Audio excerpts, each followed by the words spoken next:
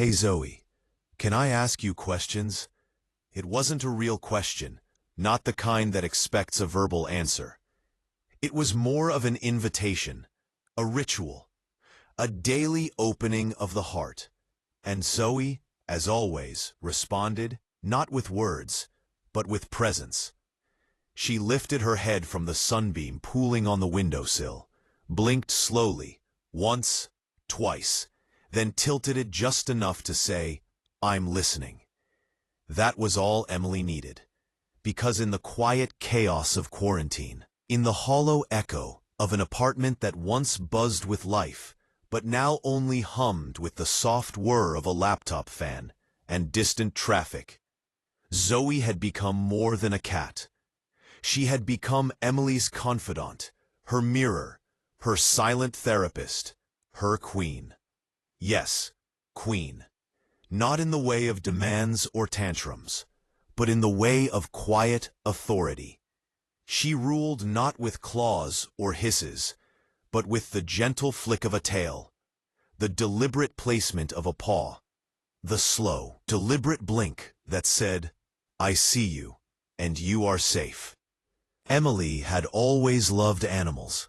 As a child, she'd rescued injured sparrows, befriended stray dogs, and whispered secrets to goldfish in bowls. But she never imagined a connection this deep, this wordless, this reciprocal. Zoe didn't just live in the house, she anchored it. "Did you know you kind of look like a miniature snow leopard?"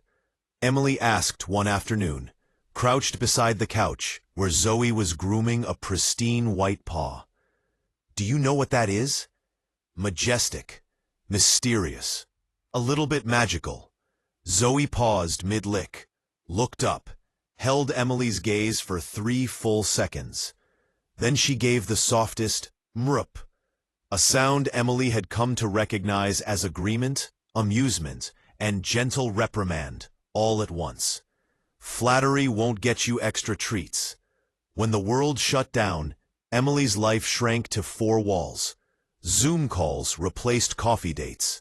Groceries came in brown bags left on the porch. Silence, once peaceful, became heavy, thick with unspoken fears and unanswered questions. At first, she talked to Zoe out of habit. "Rough day. I miss my mom. I think I burned the toast again."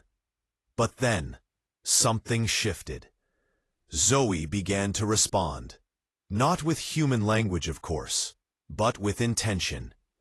When Emily cried, Zoe would leap onto her lap, press her forehead to Emily's chest, and purr, a deep, resonant vibration that seemed to say, "Breathe, I'm here." When Emily laughed at a meme, Zoe would twitch her ears toward the sound, then give a single, approving blink. When Emily sat in paralyzed anxiety, staring at a blank document, Zoe would place a paw gently on her wrist, as if to say, "Stop, come back to me." It wasn't anthropomorphism, it was attunement.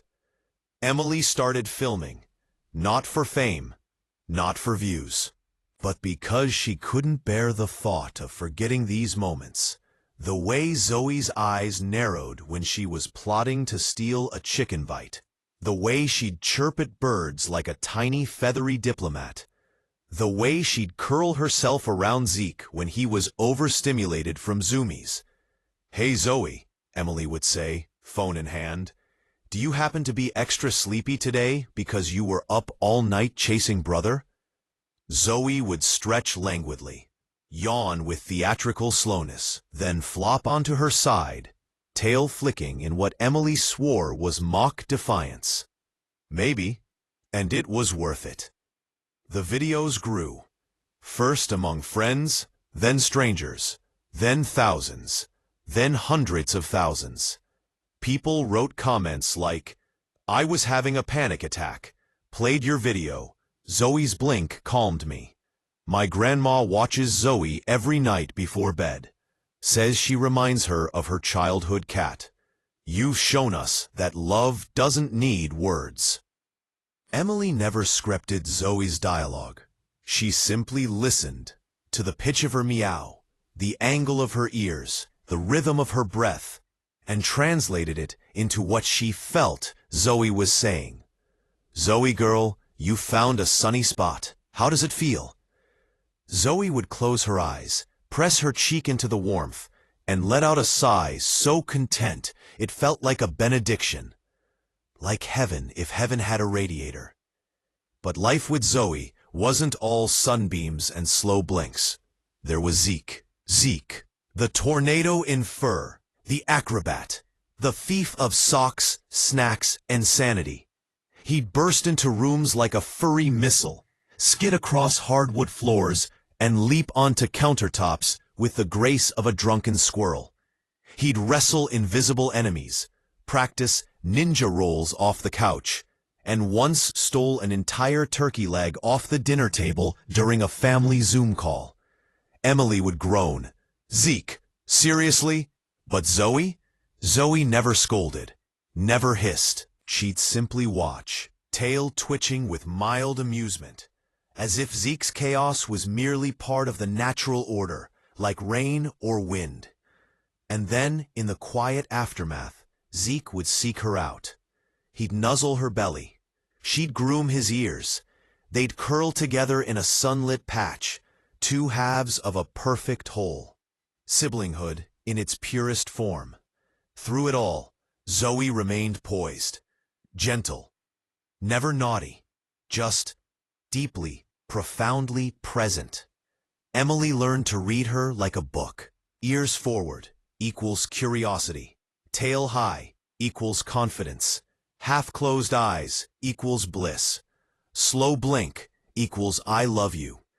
And Zoe learned Emily, too.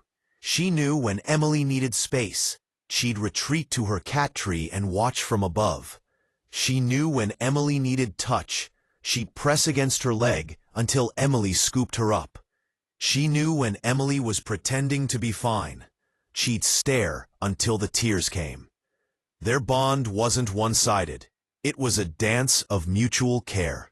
Emily often joked, "I need at least 20 more years with you." Because the thought of life without Zoe, the silence where her purrs used to be, the cold spot where she used to sleep, the absence of those wise golden eyes, was unimaginable. One day, Zoe had 90,000 followers, then 300,000, then 900,000. Boom, kitty, and now we're TikTok famous. Emily laughed, holding up her phone as Zoe ignored the camera to lick a paw with regal indifference. But fame wasn't the point. The point was connection. Zoe's story reminded millions that animals don't just fill our homes. They fill our hearts. That love isn't measured in words, but in presence. That sometimes the deepest conversations happen in silence. "Zoe, what are you doing in there?" Emily called from the kitchen, as Zoe noses opened the bathroom cabinet. A pause, then a soft mew. "Inspecting the universe, obviously," Emily smiled. "I've had the best day with my kitties today."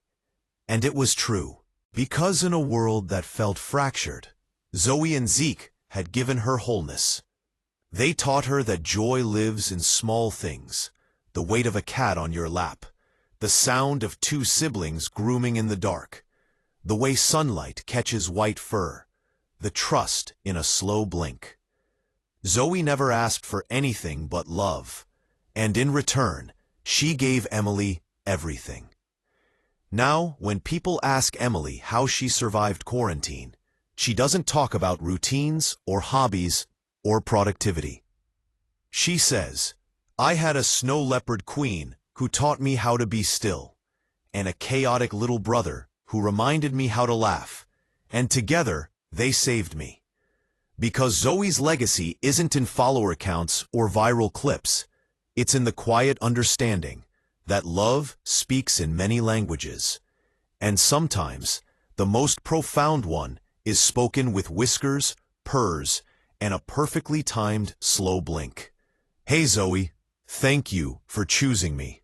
The night Zoe passed. Years later, old and peaceful, curled in her favorite sunspot. Emily didn't cry right away. She simply held her, whispered, "Thank you," and closed her eyes. And in that silence, she heard it again. That soft, familiar murp. Not from the world, but from her heart. Because some bonds don't end. They echo. And Zoe? She's still whispering, still blinking, still ruling, not just a house, but a soul. And if you listen closely, you might just hear her too.